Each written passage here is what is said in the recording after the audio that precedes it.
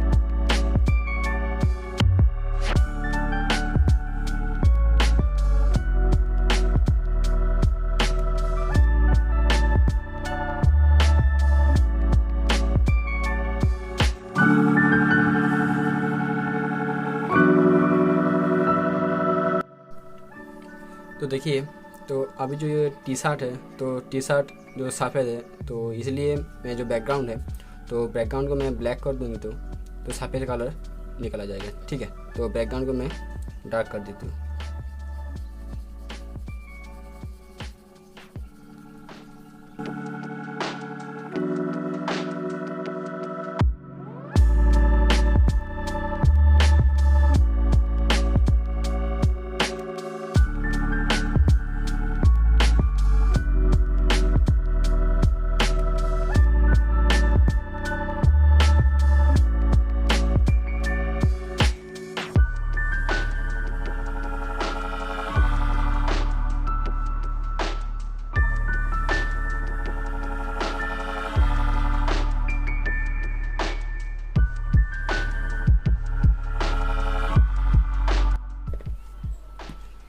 तो अभी ये जो पूरा ड्राइंग हो गया, और उसके बाद ये छोटे छोटे बूंदे हैं, तो देखिए जूम करके मैं दिखा दी हूँ। जो गेंजी में जो छोटे छोटे बूंदे हैं, तो इसी को मैं मैकेनिकल पेंसिल के साथ मैं करूँगी। ठीक है, तो ये मैकेनिकल पेंसिल के साथ